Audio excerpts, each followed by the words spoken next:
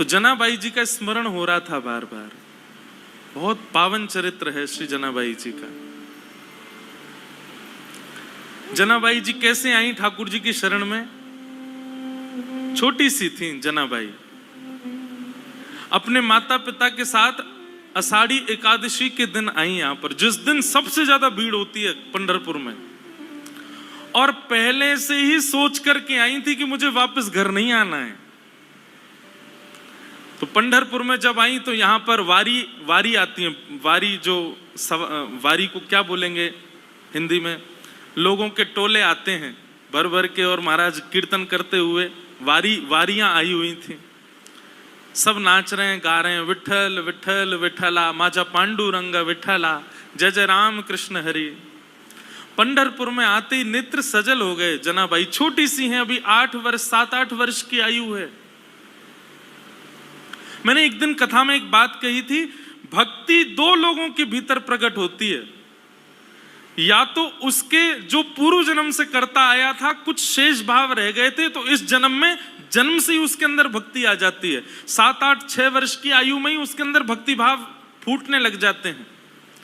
या तो उस व्यक्ति के अंदर भक्ति आती है जिसके अंदर पूर्व जन्म से भक्ति भाव हो, या फिर उसके अंदर भक्ति आती है जो घोर नास्तिक हो। 2 ही लोग ही भक्ति भाव में प्रवृत्त होते हैं। जनाबाई आई और यहां भीड़ में अपने माता पिता की उंगली पकड़ करके घूम रही थी, और वारी में जब आगे पीछे लोगों के धक्का मुक्की हुई तो माता पिता का हाथ छूटा नहीं, छोड़ दिया जानबूझ करके। खो गई बड़ी भीड़ में। बालक तो खो करके रोते हैं, जनाबाई नाच रही थी कि हाँ अब अच्छा हुआ, अब मैं अकेली हूं, अब मैं यहीं खो जाऊंगी, माता पिता को मिलूंगी नहीं, और सदा के लिए अपने विठोबा के पास रहूंगी, अपने विठल के पास रहूंगी। माता पिता ने ढूंढने का प्रयास किया, लेकिन जनाबाई मिली नहीं। जनाबाई प्रसन्न हैं क्योंकि उनका परिवार तो श्री पंढरपुरी है ना। श्री एकनाथ जी महाराज अपने एक भाव में कहते हैं, माझे माहेर पंढरी आहे भीवरे चातेरे। अब देखो, मराठी मुझे भी नहीं समझ आती और बहुत लोगों को भी नहीं समझ आती, पर हम जिनके यहाँ बैठ के खा रहे हैं, जिनका खा रहे हैं, उनको प्रणाम तो करेंगे ना। एकनाथ जी महाराज कहते हैं, मैं अर्थ बताता हुआ बोलूंगा। माझे माहिर पंढरी, माहिर मतलब मेरा तो मायका पंढरपुर है। आहे भीवरे चातेरी, कौन सा पंढरपुर? बोले जो भीमा नदी के तट पर विराजमान है, वो पंढरपुर मेरा मायका है। और बाप आई आई, बाप आई आई, माझे विठ्ठले रखुमाई, माझे विठ्ठले रखुमाई, माझे विठ्ठले रखुमाई। मेरे पिता माता कौन है? बाप आई, बोले विठ्ठले रखुमाई। अच्छा, यहाँ पे उल्टा है, यहाँ पे पिताजी रुक्मणी जी हैं, मैया विठ्ठल भगवान है। पंढरपुर में उल्टा है। माउली कौन है? बोले माउली हमारी मैया कौन है? हमारा ध्यान रखने वाली, भूख लगने पे खिलाने वाली, नींद आने पे सुलाने वाली, हमारा ध्यान रखने कौन है मैया हमारी? बोले विठ्ठलनाथ हमारी माउली है। और वैसे अर्थ तो यही है कि पिताजी विठ्ठल भगवान, रुक्मणी मैया, लेकिन हम ब्रजवासी ना अपनी बात तो जोड़ेंगे। रुक्मणी जी पिताजी का रोल निभाती हैं यहाँ पर, मैया का रोल तो श्री पंडरीनाथ भगवान निभाते हैं। बाप आई आई, माझे विठ्ठले रखुमाई, माझे विठ्ठले रखुमाई, माहे माहेर पंढरी, माझे माहेर पंढरी आहे भीवरे जाते रे माझ बहन चंद्रभागा, माझ बहन चंद्रभागा। जो गाएगा उसकी बात सिद्ध होगी। अब मैं कह रहा हूं कि मेरे माता पिता विठल रखुमाई है तो मेरी बात सिद्ध हो रही है। आप चुपचाप बैठ के सुन रहे हो तो आपकी बात सिद्ध नहीं होगी। गाओ मेरे पीछे। माझ बहन चंद्रभागा, माझ बहन चंद्रभागा। करत से पाप भंग, करत से पाप भंग। माझ बहन चंद्रभागा, माझ बहन चंद्र। हमारी बहन कौन है? माता पिता तो विठल रखुमाई है और बहन हमारी कौन है? श्री चंद्रभागा। ये हमारी बहन है। इस बार पंढरपुर में संबंध बना जाओ ताकि बार बार विठल भगवान बुलाते रहें। बिना संबंध बनाए चलेगा। सुनो एक बात हमारी, ये भक्ति भाव के संबंध दुनिया में बनाओ, पर ये पारिवारिक संबंध तो पंढरपुर में बना के जाओ। ठाकुर जी से कह देना, मैया हम जा रहे हैं, अपने अपने काम पे जा रहे हैं, पैसा कमाने जा रहे हैं, बढ़िया अपना व्यापार बड़ा करने जा रहे हैं। और जब पैसा बहुत कमा लेता है बेटा तो माँ खुश होती है ना, हे पंडरीनाथ आप खुश हो जाना। और आप अपनी खुशी कैसे बताना? हमको पंढरपुर बुला के बता देना कि आप बहुत खुश हो।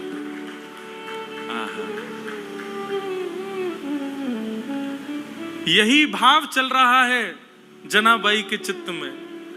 माता पिता बिछुड़ गए, मेला में छूट गए पीछे, लेकिन जनाबाई इस बात से दुखी नहीं है। बोले क्यों? बोले मेरे माता पिता तो विठल रखुमाई है, मेरी बहन तो चंद्रभागा है।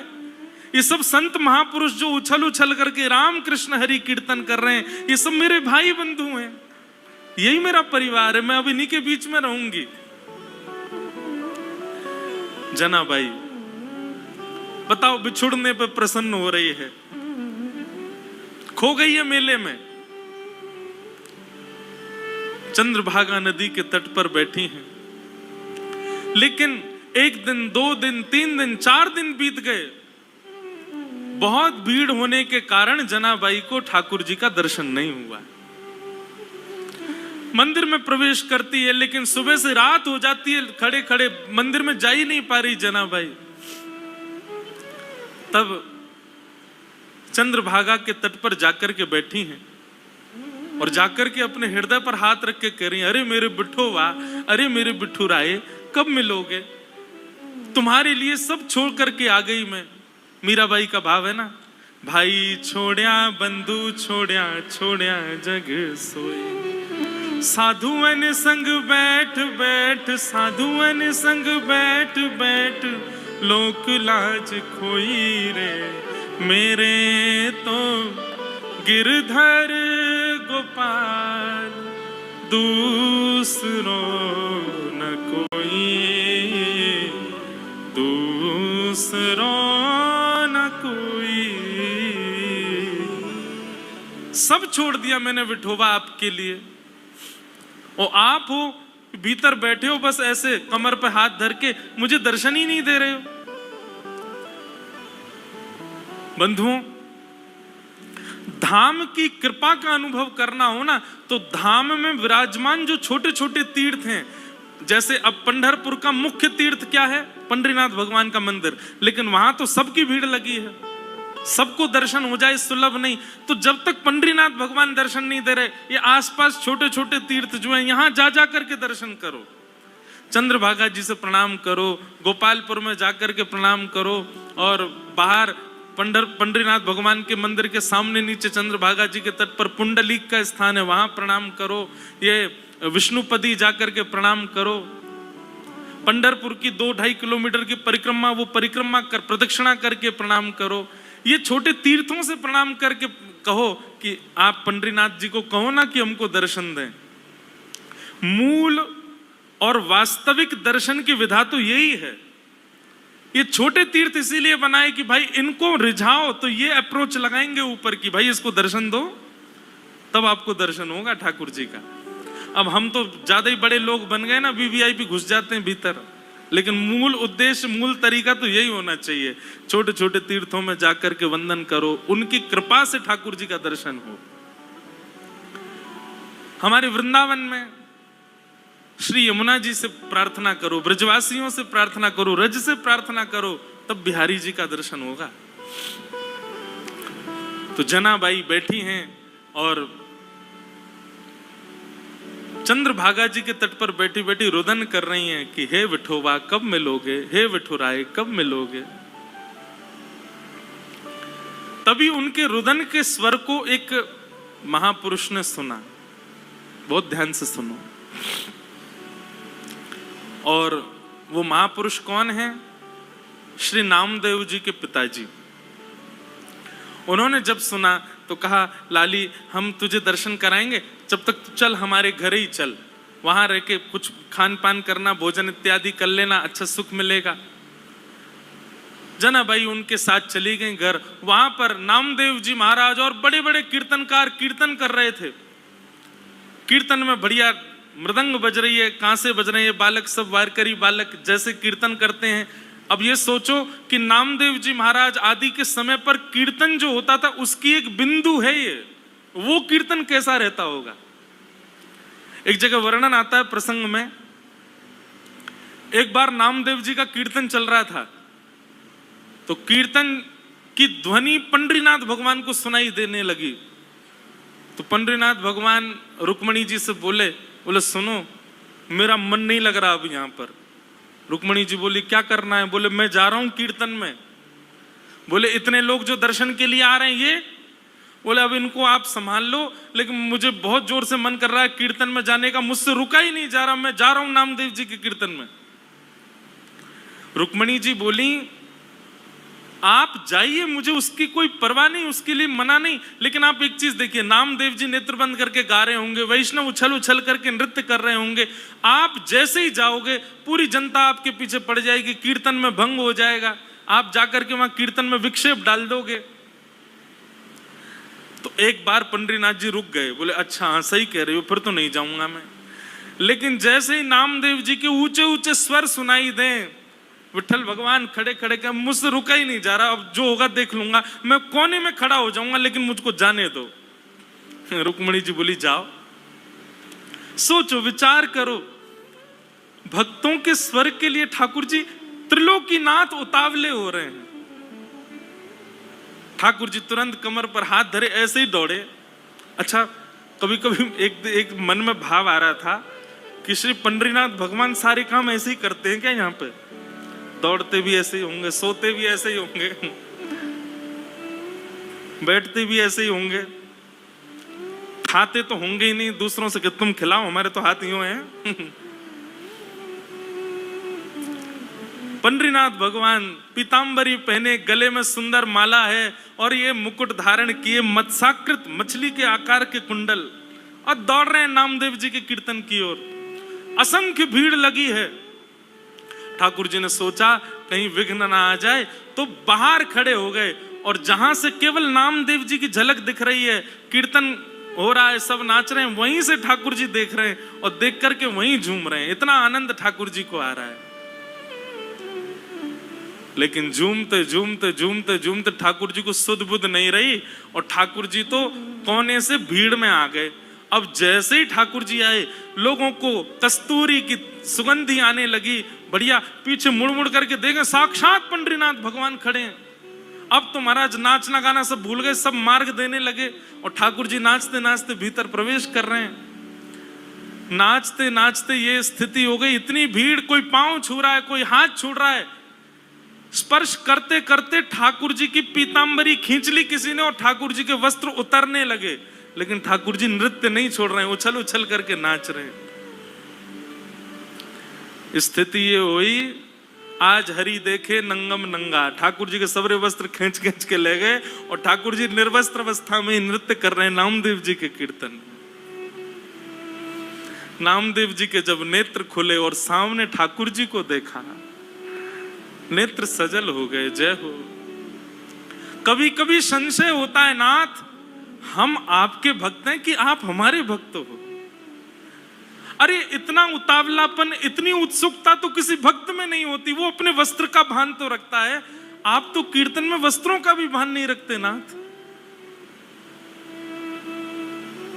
ऐसे हमारे श्री पंडरीनाथ पर बड़े दयालु ठाकुर जी। तो जनाबाई जैसे ही पहुंची नामदेव जी के घर, वहां नामदेव जी कीर्तन कर रहे थे, वैष्णव नाच रहे हैं, मृदंग लेकर के करताल बजा रहे हैं। तभी जनाबाई को क्या दिखा कि श्वेत श्वेत वस्त्र, श्वेत श्वेत टोपी पहने सब वार करी, और इनके बीच में एक पीतांबरी पहने और गोल गोल गोल कोई घूम रहा है। जनाबाई 4 दिन से तो दर्शन हुए नहीं थे ठाकुर जी के। गौर से देखा तो महाराज, आहा सुंदर ते ध्यान उभे विटेवरी, सुंदर ते ध्यान उभे विटेवरी, सुंदर ते। श्री तुकाराम जी कहते हैं, जिनका ध्यान इतना सुंदर है, विठ्ठल पर जो वीट के ऊपर खड़े हैं, आहा। जैसे ही दर्शन किया जनाबाई के तो रोम रोम प्रफुल्लित हो गए, आनंदित हो गए। आहा, साक्षात पंडरीनाथ भगवान नृत्य करने नामदेव जी के कीर्तन में। जनाबाई तो वहीं बैठ गई।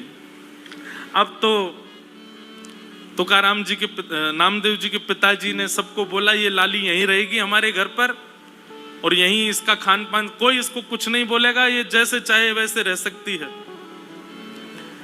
जनाबाई छोटी सी हैं, पूरे दिन केवल उनको एक ही प्रतीक्षा रहती थी, कब कीर्तन हो, कब विठ्ठल आएंगे, मैं उनका दर्शन करूंगी। और किसी को दर्शन नहीं होते, जनाबाई को होते थे। नामदेव जी कीर्तन करते और जैसे ही विठ्ठल आते, नामदेव जी जनाबाई उछलने लग जाती, विठोवा आ गए, विठोवा आ गए। सब जनाबाई को देखते, छोटी बालिका है ऐसा सोच करके अनसुना कर देते, लेकिन उनको तो प्रत्यक्ष दिखते थे ठाकुर जी। सब लोग दर्शन करने के लिए जाते थे, जनाबाई को कहते थे तुम चलो साथ में। जनाबाई कहती मुझे मंदिर जाने की जरूरत नहीं है। क्यों? बोले शाम को कीर्तन होता है ना, विठ्ठल यहीं आते हैं, मैं यहीं देख लेती हूं उनको। ऐसे करते करते जनाबाई का प्रेम और एक जैसे मित्रता संबंध हो गया श्री ठाकुर जी के साथ में। पूरे दिन सेवा करती, और सेवा करने के बाद शाम को बैठ कर के ठाकुर जी का चिंतन करती, ठाकुर जी के लिए प्रसाद क्या बनाना है, क्या सिद्ध करना है, सब विचार करती जनाबाई। ठाकुर जी इतने भाव से बुलाती ठाकुर जी को, ठाकुर जी आते थे उनके पास। एक दिन की बात, नामदेव जी ने ऐसा सुंदर कीर्तन किया कि ठाकुर जी और दिन से ज्यादा अधिक नृत्य किए उस दिन। इतना नृत्य किया, इतना नृत्य किया कि जनाबाई जैसे ही कीर्तन पूर्ण हुआ, जनाबाई रोने लगी। कोने में बैठे बैठे रो रही थी। सब लोग सोचने लगे क्या हो गया, पता नहीं छोटी सी बालिका रो रही है। नामदेव जी के पिताजी ने जाकर के कहा, बोले हे जनाबाई तुम रो क्यों रही हो? जनाबाई कहती हैं आज कीर्तन इतना सुंदर हुआ। बोले सुंदर कीर्तन में रोया जाता है? बोले नहीं, मैं इसलिए नहीं रो रही, आज कीर्तन इतना सुंदर हुआ कि पंडरीनाथ आए, विठोबा आए और इतना नृत्य किया, इतना नृत्य किया, मुझे तो मन में पीड़ा हो रही है। वो पूरे दिन खड़े रहते हैं, इतना नृत्य करके गए, कहीं उनके पांव दर्द तो नहीं कर रहे होंगे, कोई उनके पांव दबा रहा होगा कि नहीं, मुझे तो उस बात की बड़ी पीड़ा होती है। आप नामदेव जी से कह देना वो इतना ज्यादा अच्छा कीर्तन ना किया करें, सामान्य कीर्तन किया करें। वो अच्छा कीर्तन करते हैं तो श्री ठाकुर जी उसमें बहुत नाचते हैं, उनको कहीं पीड़ा ना होती हो चरणों में। बंधुओं, ये सब भाव ठाकुर जी आपके जब से प्रसन्न होते हैं तब से प्रसन्न होते हैं, नियमों से प्रसन्न होते हैं, आपकी विचारधारा भावनाओं सबसे प्रसन्न होते हैं। पर जब ऐसी भावनात्मक बुद्धि आपकी हो जाती है, आप छोटे छोटे भावों में भी चिंतन करने लगते हो, तब ठाकुर जी अति प्रसन्न होते। हमारे गोवर्धन के श्री पंडित गया प्रसाद जी महाराज, अभी की बात 20-25 वर्ष पहले गिरिराज जी में झाड़ू लगाते थे। कोई कहता बाबा तुम पूरी गिरिराज जी में झाड़ू काहे को लगाओ, तो बाबा ब्रज भाषा में बड़े भाव से बोलते, कहा बताऊं, जे नंद जी को लाला माने नाए, नंगे पाम डोले पूरे ब्रजमंडल में, और नंगे पाम डोल तो गिरिराज जी पे आतो होएगो, तो यहाँ पे ये कंकड़ पत्थर और ये कांटे बाकी पामन में लग जाते होंगे, फिर रोतो जातो होगो, यशोदा मैया को बतातो होगो, या हमारे मेरे मन में तो भाव आवे कि मैं झाड़ू लगाए कि सबरे कंकड़ पत्थर और सबरे कांटे इनको किनारे कर दूं, कहीं नंद जी को लाला आवे तो वाके पामन में कहीं कोई कठोर वस्तु लग नहीं जाए। और ये बात कहते कहते रोने लग जाते थे। ऐसे भाव बंधुओं, क्षमा करना आपका नियम 1 घंटे से 4 घंटे में परिवर्तित हो गया, आपकी साधना 4 घंटे से 1 दिन में परिवर्तित हो गई, आपकी तीर्थ यात्रा हर साल की 4 बार की फिक्स हो गई, इससे ठाकुर जी प्रसन्न नहीं होते। पर आप जब भी नेत्रबंद करते हो, आपके चिंतन में एक भाव, एक प्रेम प्रकट होता है, जैसे अपनों के लिए होता है वैसा प्रेम ठाकुर जी के लिए प्रकट होता है, तो ठाकुर जी प्रसन्न होते हैं। जनाबाई मन में सोच रही है, मेरे पास विठोबा होते, मेरे पास विठ्ठल होते, घी लेकर के आती, चरणों में मालिश करती, अपने हाथ से चरण दबा देती, मेरा विठोबा बहुत कष्ट में आ गए होंगे आज तो। और यही बोलती जा रही है, यही बोलती जा रही है। अब सब तो वहां से उठ करके सोने चले गए, लेकिन वो यही चिंतन कर रही है, आज विठ्ठल के पांव में दर्द हो रहा है, आज मेरे पंडरीनाथ के चरणों में दर्द हो रहा होगा। ये भाव मन में सोच ही रही थी कि इतने में ही पीताम्बरी पहने, कटी पर हाथ धरे, सुंदर श्यामल वर्ण ठाकुर जी का श्री पंडरीनाथ भगवान वहीं प्रकट हो गए, और प्रकट होकर के जनाबाई के सामने बैठ करके पांव आगे पसार दिए, बोले रो क्यों रही हो, तो फिर दबाओ हमारे चरण। आपको अगर लग रहा है कि हमारे पैरों में पीड़ा हो रही तो दबाओ ना। आहा, जनाबाई, छोटी सी जनाबाई अपने हाथों से ठाकुर जी के चरण दबा रहे हैं।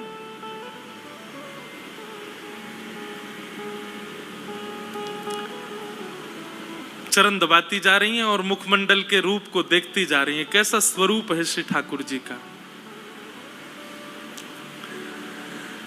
अब छोटी सी बालिका, और क्या कोई वेद मंत्र तो आते नहीं उनको, कोई शास्त्रों की बात तो आती नहीं, ठाकुर जी से पूछें।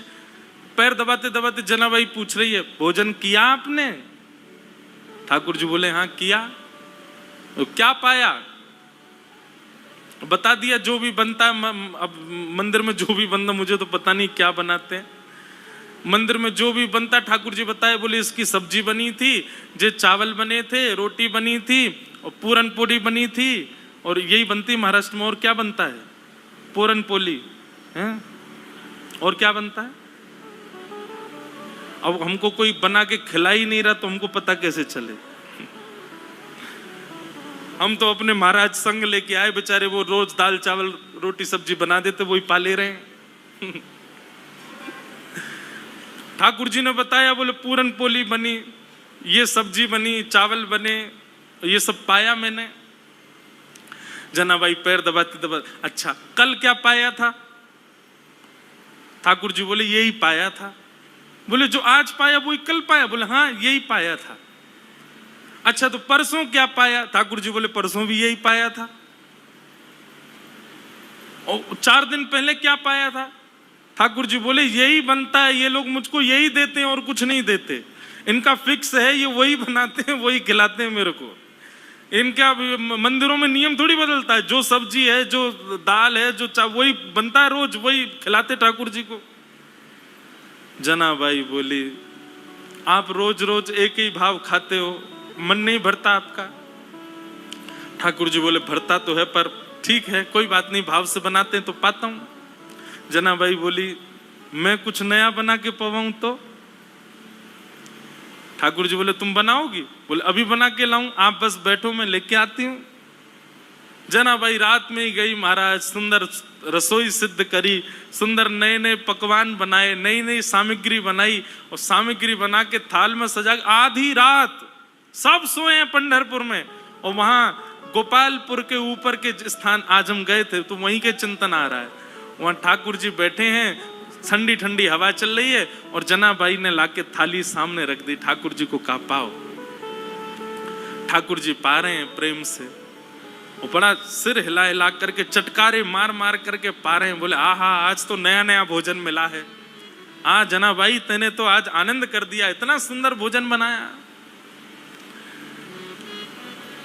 बीच बीच में ठाकुर जी इतनी जल्दी खाते हैं कि अपने वस्त्रों पर गिरा देते हैं। तो जनाबाई कहती है अरे आराम से खाओ, कहाँ जाना है? बोले तुमको क्या पता, अभी 3:30 बजे मंगला आरती होनी है, मुझे पहुंचना है अभी वहां पर। ठाकुर जी प्रेम से पा रहे हैं। बीच बीच में जनाबाई का इच्छा होती है, मन होती है कि मैं खिला दूं एक ग्रास, लेकिन अभी भय लग रहा है मन में कि कहीं मैंने कहीं हाथ बढ़ा दिया तो कहीं ठाकुर जी नाराज तो नहीं हो जाएंगे। ठाकुर जी ने प्रसाद पाया, बोले जनाबाई कल फिर आऊंगा, बढ़िया बना के रखना कुछ अच्छा, फिर पाऊंगा कल, अभी जाता हूं। हाँ मंगला की समय हो गई। ठाकुर जी दौड़े आए, सीधे महाराज घंटे घड़ियाल बजने लगे और मंगला आरती शुरू। 3:30-4 बजे से ही ठाकुर जी का अभिषेक होने लगा। 1 दिन 2 दिन 3 दिन 4 दिन 5 दिन बीत गए। रोज ठाकुर जी रात में चले जाते हैं और प्रसाद पाके आते हैं।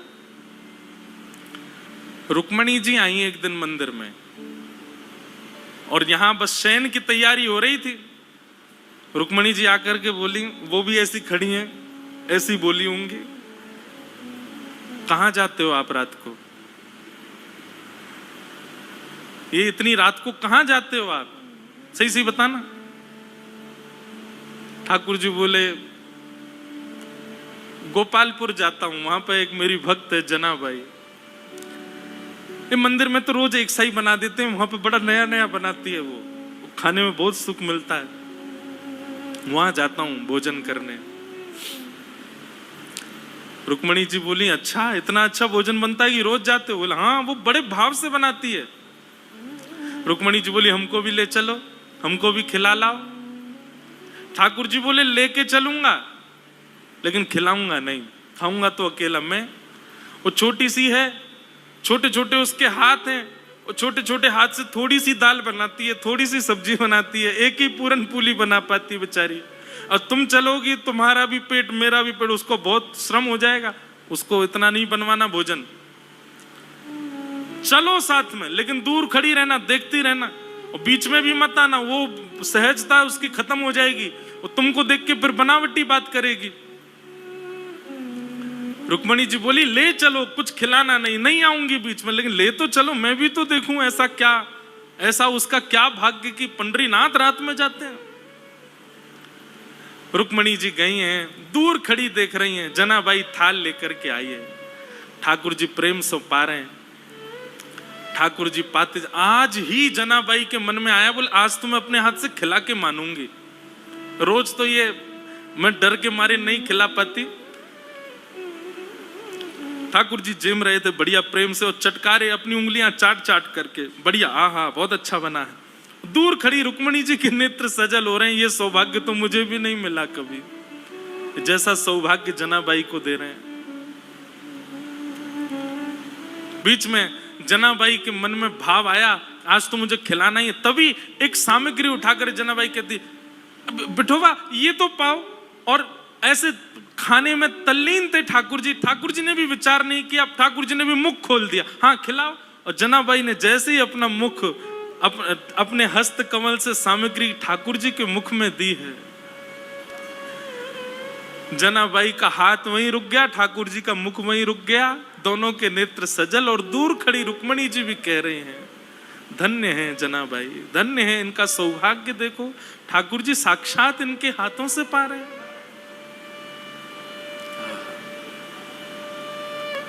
ऐसा भाव। रुक्मणी जी नतमस्तक हो गई, मन में विचार करने लगी कि मैं भी जनाबाई से मित्रता कर लूं, इनके बहाने मुझे भी ये सुख मिल जाया करेगा। जो सुख लक्ष्मी जी को भी नहीं है वो जनाबाई को दे रहे हैं ठाकुर जी।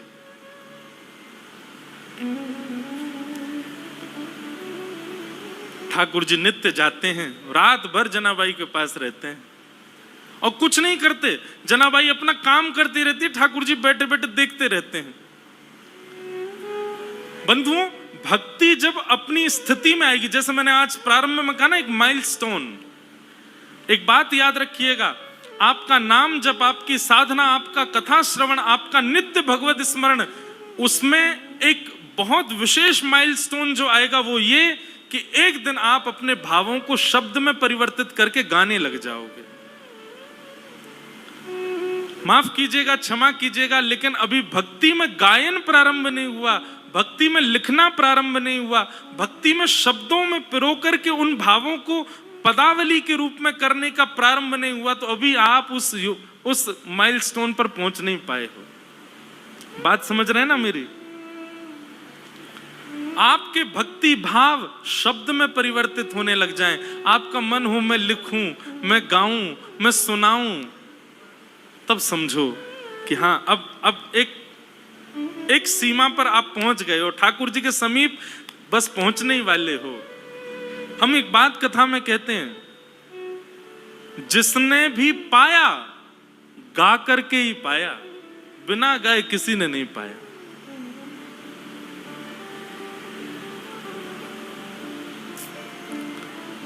आहा, मीराबाई गाती हैं, सूरदास गाते हैं, गोस्वामी तुलसीदास गाते हैं, सबने गाया है। आपका भजन, आपकी साधना जब तक गायन में परिवर्तित ना हो, समझना अभी ठाकुर जी दूर हैं आपसे। प्रयास किया करो, उल्टा सीधा ही लिखा करो, लेकिन अपने भावों को पद में लिखने का। कल हम वृंदावन रसामृत पद गा रहे थे, कोई अपनी योग्यता नहीं बता रहा हूं मैं, क्षमा करना, मैं हूं भी नहीं इस लायक, पर पद गाते गाते अंतिम पंक्ति लिखी हमने ठाकुर जी के लिए, श्री पंडिना। और ये हर बार ही ऐसा होता है। जगन्नाथपुरी गए तो वहां पर भी भल भद्र सुभद्रा संग विराजे ब्रज के नाथ, रथ आरूढ़ भये नंद नंदन, कहलाए जगत के नाथ, वृंदावन प्यारो वृंदावन। द्वारिका में कथा हुई तो वहां के भाव आ गए। वहां का भाव क्या था? विप्रधेनु संतन के कारण, रण छोड़ो ब्रजनाथ। क्यों रण छोड़ करके गए ठाकुर जी? क्योंकि जरासंध जो था वो ब्राह्मणों की सेना लेकर के आ गया था, ब्राह्मणों को अनुष्ठान पर बैठा करके आया। ठाकुर जी ने मन में विचार किया, 17 बार तो हरा दिया इसको, लेकिन अब की बार हराया तो ब्राह्मणों का जो अनुष्ठान है वो निष्फल हो जाएगा, ये ब्राह्मणों का वध कर देगा। तो ब्राह्मणों की रक्षा के लिए विप्रधेनु संतन के कारण, रण छोड़ो ब्रजनाथ। गोमती तट द्वारवती पधारे। द्वारिका का शास्त्रीय नाम द्वारावती है। क्या है? गोमती तट द्वारवती पधारे, गोमती तट द्वारवती पधारे, कहलाए द्वारिका नाथ, वृंदावन प्यारो वृंदावन। अब कल पंढरपुर आए तो पंढरपुर आकर के नया भाव आया। क्या? पुंडलीक की सेवा भाव सो, रीझे रुक्मणी नाथ। पुंडलीक की सेवा भाव सो, रीझे रुक्मणी नाथ। निज कर दिए कमर पर ठाड़े, निज कर किए कमर पर ठाड़े, कहलाए विठल नाथ, वृंदावन प्यारो वृंदावन। ये बात हम क्यों कह रहे हैं? आपकी भक्ति जिस दिन शब्दों में परिवर्तित हो जाए, जिस दिन गायन में परिवर्तित होता है, जिस दिन भावों में परिवर्तित हो जाए, समझ जाना अब ठाकुर जी मिलने का मन बना चुके हैं आपसे। जनाबाई की यही स्थिति हो गई है। पूरे दिन तो नामदेव जी के घर में सब काम करती हैं, झाड़ू पोंछा बर्तन खान पान सबकी सेवा करती हैं, और रात्रि में चक्की पीसती हैं। और चक्की की जो घर घर घर आवाज आती है, उस घर घर घर आवाज को ही ताल बना करके जनाबाई पद गाती हैं। पद, अब मुझे जनाबाई का कोई पद याद नहीं, मैं पंढरपुर में इसीलिए पीछे रह जाता हूँ, मुझे यहाँ के भाषा का दिक्कत हो जाती है। मराठी भाषा है, और कैसे गाऊं, भाव जब तक समझ नहीं आए। आज 2 बालिकाएं हैं, वो इतना सुंदर गाती हैं, रोज ठाकुर जी को आके सुनाती हैं, और मैं उनसे सुनता तो हूं, फिर मैं पूछता हूं इसका अर्थ क्या है, फिर अर्थ सोच करके सोचता हूं अब मैं गाऊंगा, लेकिन वो शब्द मुझे नहीं बैठ पाते बढ़िया से जुबान पे। तो जनाबाई पद गा रही थी आज, और महाराज ध्यान से सुनिएगा सब लोग, जनाबाई पद गा रही थी और इतने में ठाकुर जी आ गए। और ठाकुर जी आकर के मानो पीछे खंबे से टेक लगा करके और नेत्र बंद करके बड़े भाव से सुन रहे हैं जनाबाई के भाव। और केवल इतना ही नहीं, ठाकुर जी ने तुरंत कलम निकाली और पत्र निकाला, लिखने लगे जनाबाई के भावों को। बताओ, दुनिया गाती है, आप लिखते हो, जनाबाई गा रही है, ठाकुर जी लिख रहे हैं उसके पदों को। कितना सुंदर भाव। जनाबाई का भाव जैसे ही पूर्ण होवे, ठाकुर जी के और सुनाओ ना, अभी क्यों नहीं गा रही हो, और कुछ गाओ ना, इतना बढ़िया गा रही हो। जनाबाई बोली, 2 काम एक साथ कर रही हूं मैं, ये चक्की भी चला रही हूं, गा भी रही हूं, कैसे होगा इतना, मैं बालिका ही हूं, छोटी हूं अभी। तो ठाकुर जी बोले, तुम गाओ, हम चक्की चलाते हैं, तुम गाओ। और जनाबाई का हाथ में हाथ, ऊपर से जनाबाई ने पकड़ा, नीचे ठाकुर जी पकड़ करके चक्की चलाते हैं, और जनाबाई गाती है, ठाकुर जी उनके मुखमंडल को ही देख रहे हैं। आहा। एक बात कहूं बंधुओं, भक्ति का मतलब क्या है? प्रारंभ हो तो आप ठाकुर जी के पीछे पड़े रहो, लेकिन स्थिति ऐसी आवे एक दिन कि ठाकुर जी आपके पीछे पड़े रहे। ये समझो भक्ति है। आप ही उनके पीछे पड़े हो और वो उनको कोई फर्क नहीं पड़ रहा है, तो फिर ये भक्ति नहीं है, ये समझो एक तरफा प्रेम है आपका। स्थिति ऐसी हो जाए महाराज कि ठाकुर जी आपके बगैर नहीं रह पाए, ठाकुर जी को आपके बिना राजी नहीं हो, ठाकुर जी को आपके बिना व्याकुलता हो जाए, ठाकुर जी को जब तक आपकी थाली, अब कितने भी भक्तों को देखो, वहां कर्मा बाई बिना नहाए तो खिचड़ी बनाती है, ठाकुर जी दौड़ करके आते उनकी खिचड़ी पाने। भक्ति का मूल रूप यही है कि आप ठाकुर जी का भजन करो, लेकिन एक स्थिति ऐसी आवे कि मेरा सुमिरन हरि करे, मेरी स्मृति ठाकुर जी कर रहे हैं, मेरे स्मरण में ठाकुर जी हैं। आहा, जनाबाई के भाव इतने प्रिय लगने लगे। ठाकुर जी कहें, तेरे काम मैं करूं, तू बस गाती रहे। ठाकुर जी चक्की चलाते हैं वहां बैठे बैठे।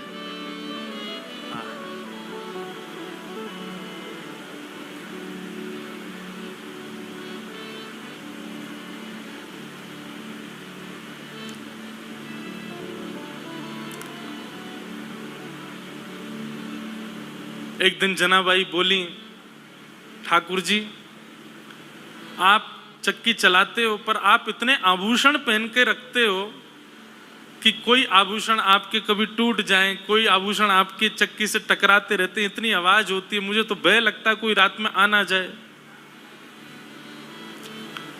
ठाकुर जी बोले, हम आभूषण उतार देते हैं। तो ठाकुर जी ने अपने सारे आभूषण उतार करके रख दिए और लिए चक्की पीसने लगे। आज जनाबाई ने ऐसा भाव गाया कि ठाकुर जी उसमें इतने निमग्न हो गए कि इतने में ही मंदिर से घंटे घड़ियालों की आवाज आने लगी। ठाकुर जी के मंगला का समय हो गया। ठाकुर जी तो व्याकुल हो गए। बोले अभी भागना पड़ेगा, दौड़ना पड़ेगा, मंदिर में नहीं मिला तो महाराज बड़ा दिक्कत हो जाएगी, सब जगह ढूंढेंगे और मैं कहीं आता हुआ दिखा तो सब समझ जाएंगे मैं चलता फिरता बोलता हूं, पूरी दुनिया पकड़ लेगी मुझे, कैसे जाऊं। तो जनाबाई की एक काली सौल थी, ठाकुर जी भी श्याम वर्ण के, काली सौल और ओढ़ ली ठाकुर जी ने ऊपर से, और सीधे ठाकुर जी अपने छोटे छोटे पांव से दौड़ रहे गोपालपुर से मंदिर की ओर। मंगला का समय हो गया है, कपाट खोले उससे पहले भीतर पहुंच जाऊं। यहां रुक्मणी जी ने पीछे का दरवाजा खोल के रखा, कह जल्दी आओ भीतर, सब पहुंच गए वैष्णव जन। ठाकुर जी बेचारे मुकुट उकुट संभाले, अपना भीतर पहुंचे, भीतर जा खड़े हो गए। इतने में कपाट खुले, कपाट खुले, दो गलती हो गई ठाकुर जी से। क्या? अपने आभूषण भूल आए जनाबाई के यहाँ, और जनाबाई की सौल पहन के खड़े हो गए वहां पे। जैसे ही कपाट खुले, पुजारी बोले हैं ये आभूषण कहां गए, और ये पुरानी सी काली सी सौल किसकी ओढ़ रखी है। अब तो पहले कपाट खुलते हैं तो आदमी और नेत्र गाड़ करके देखते हैं ठाकुर जी को। सुबह सुबह सबके अपलक नेत्रों से सब ठाकुर जी को देख रहे हैं, और ठाकुर जी के मुख पर संकोच दिखाई दे रहा है। बोले आज तो पकड़े गए हम। इतने में ही पीछे खड़े नामदेव जी की दृष्टि पड़ी, और नामदेव जी बोले ये सौल तो कहीं देखी देखी लग रही है। और नामदेव जी के घर में ही रहती जनाबाई, उनके यहाँ काम कर रही हैं बेचारी, सब झाड़ू पोंछा बर्तन सब करती जनाबाई।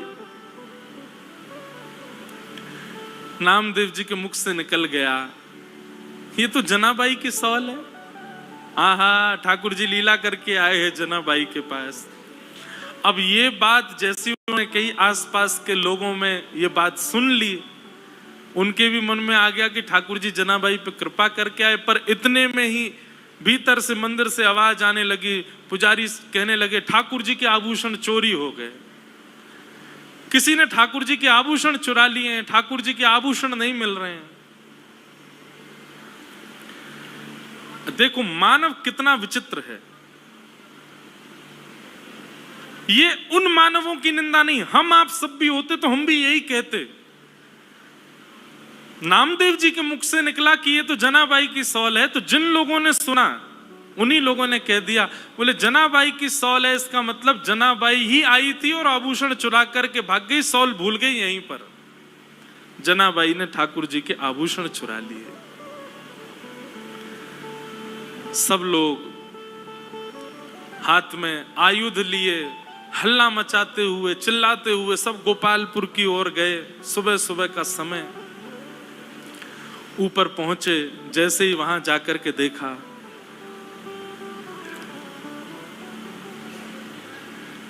जनाबाई कहां है, बाहर आओ। जनाबाई निकल करके आई, क्या बात है, क्यों चिल्ला रहे हैं आप लोग? बोले तुमने ठाकुर जी के आभूषण चुराए। जनाबाई बोली मैं क्यों चुराऊंगी आभूषण? बोले तलाशी दिलाओ।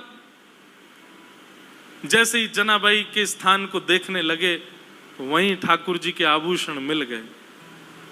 बंधुओं, ठाकुर जी की लीला में सब सुखद सुखद ही होता है, सब अच्छा ही अच्छा होता है, ऐसा नहीं है। ठाकुर जी कब, कहां, क्या, किस भाव से लीला कर रहे हैं, ये कोई नहीं जानता। और ठाकुर जी को जब अति विशेष लीला करनी होती है ना, तो ऐसा ही कोई कष्ट हमारे लिए कष्ट है, पर जिसके साथ होता है उसके लिए वो कष्ट नहीं है। ऐसी कोई भावना प्रकट।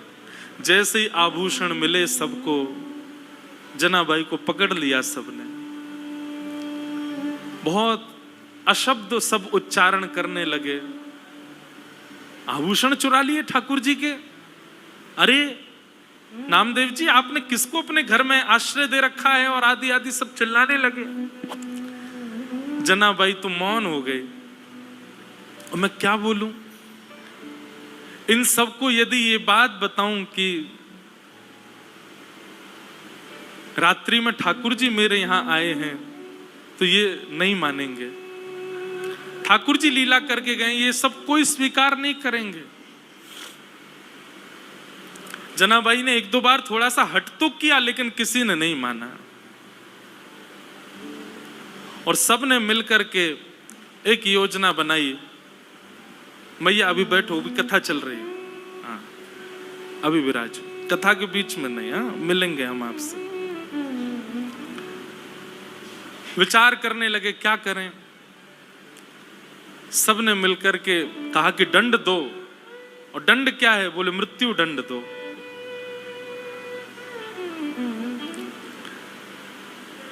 नामदेव जी मनी मन समझ गए कि ठाकुर जी अब जनाबाई को अपने अंतरंग लीला में प्रवेश देना चाह रहे हैं, इसीलिए लीला चल रही है।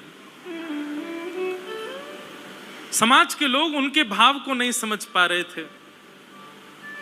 ये संसार का एक नियम है कि जब मूल व्यक्ति हमारे सन्मुख होता है तब हम उसके भाव को नहीं समझ पाते।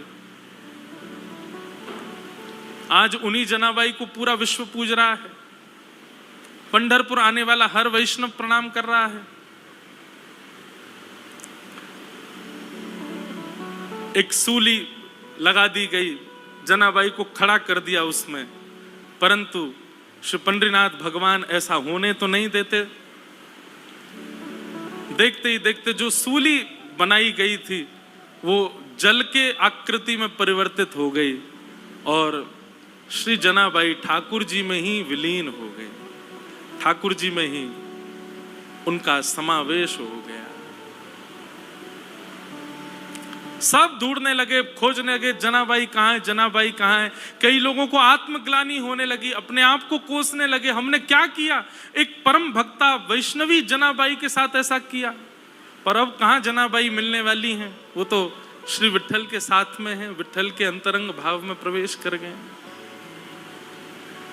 ऐसी भक्तिमती जनाबाई जिनके साथ इतनी लीला, इतनी कृपा श्री पंडरीनाथ भगवान ने की, उनके हाथ का बना हुआ प्रसाद पाते हैं, उनके हाथ के बने हुए सुंदर प्रसाद को उनके हाथ से पाते हैं। वो गाती हैं और पंडरीनाथ भगवान लिखते हैं, वो गाती हैं और पंडरीनाथ भगवान नृत्य करते हैं। ऐसी श्री जनाबाई, उनको हम बारंबार वंदन करते हैं। एक भाव मुझे बहुत प्रिय लगता है।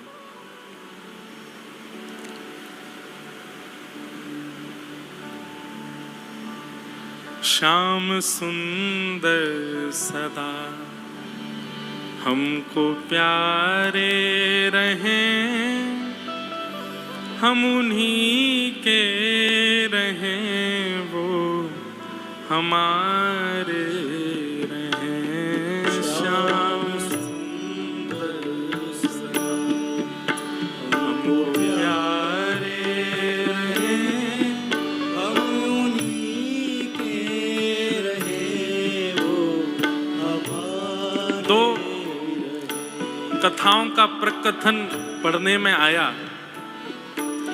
एक भाव तो ऐसा बताया जाता है कि वो सूली जो थी वो जल की आकृति में परिवर्तित हो गई और श्री जनाबाई ठाकुर जी में ही विलीन हो गई। एक भाव ऐसा बताया जाता है कि श्री नामदेव जी महाराज ने ठाकुर जी से एक वरदान मांगा अपने भजन का। बहुत ध्यान से सुनिएगा। अपने जीवन भर के भजन का एक वरदान मांगा ठाकुर जी से। पंडरीनाथ भगवान बोले मांगो क्या चाहिए। तब श्री नामदेव जी कहते हैं, बोले पंढरपुर आने वाले हर वैष्णव की चरण रज मेरे माथे पर पड़े नित्य। जब तक पंढरपुर धाम है तब तक यहाँ आने वाले वैष्णवों की चरण रज मुझको प्राप्त होती रहे, ऐसा वरदान मुझे प्रदान करो। ये वरदान मांगते ही श्री पंडरीनाथ भगवान का जो मुख्य द्वार है, जहां से अभी सबका प्रवेश तो अभी निषेध है, सब घूम के जाते हैं, पर दर्शन अभी भी होता है, आप लोग सब कीजिएगा। वहां स्थान से अपने आप ही पृथ्वी बीच में से अलग हो गई, गहरा गड्ढा हो गया। ठाकुर जी ने मानो आज्ञा कर दी कि नामदेव जी आप वहीं विराजमान हो जाओ। जो भी लोग दर्शन करने आएंगे इन्हीं पहाड़ियों पर चढ़ करके ऊपर आएंगे, इन्हीं सीढ़ियों पर चढ़ करके आएंगे, इन्हीं के नीचे आप विराजमान रहोगे तो सबकी चरण रज आपको स्वतः प्राप्त होती रहेगी। तो श्री नामदेव जी के सहित उनका पूरा परिवार उनके पुत्र, पुत्र वधू, पत्नी, सब जितने जो भी हैं नामदेव जी के परिवार में, करीब 12-13 लोगों ने, सबने समाधि रिश्तेदारों के सहित, और अंत में जनाबाई भी श्री नामदेव जी के साथ वहीं पर विराजमान हो गए। ऐसी भी कथा पढ़ने में आती है। कितना ऊंचा भाव है। हम जब तक जीवित रहें तब तक वैष्णवों की चरण रज माथे से लगाते रहें, ये तो भाव सबका होता है। पर नामदेव जी तो कहते हैं हमें मुक्ति, भुक्ति, वैकुंठ, स्वर्ग, लोक कुछ नहीं चाहिए नाथ। हे पंडरीनाथ, बस इतनी कृपा कर दो कि आपके दर्शन को आने वाले प्रत्येक वैष्णव के चरण की चिन्ह, चरण की रज हमको प्राप्त हो।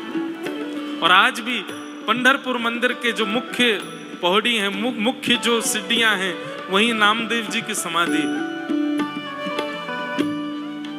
बंधु, हमारा प्रेम दूर दूर तक ठाकुर जी के लिए नहीं है।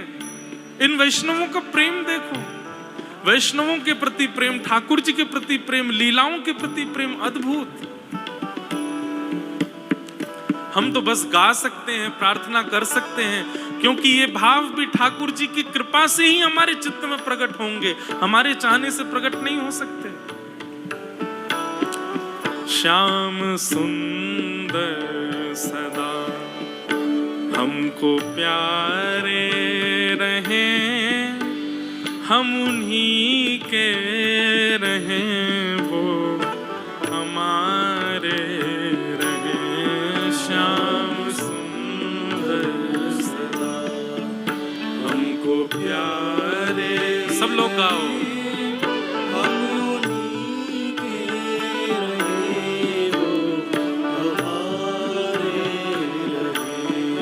श्याम सुंदर सदा हमको प्यारे रहें, हम उन्हीं के रहें, वो हमारे रहें। श्याम सुंदर सदा हमको, पंडरीनाथ भगवान का स्मरण करते हुए गाओ।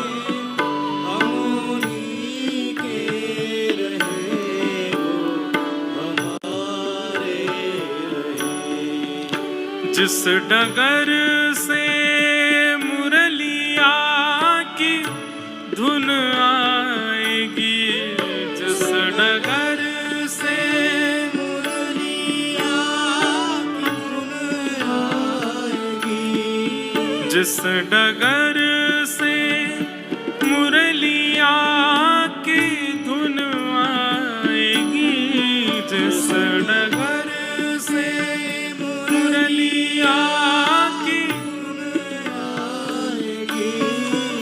उस डगर पे उमरिया ये कट जाएगी, उस डगर पे उमरिया ये कट जाएगी, उस डगर पे उमरिया ये कट जाएगी, उस डगर पे उमरिया ये कट जाएगी। हे उस डगर पे उमरिया ये कट जाएगी, उस डगर पे उमरिया ये कट जाएगी। उनकी तस्वीर मन में बसाए रहें, हम उन्हीं के रहें, वो हमारे। श्याम सुंदर सदा हमको प्यारे रहें, हम उन्हीं के रहें, वो हमारे। श्री पंडरीनाथ भगवान की जय।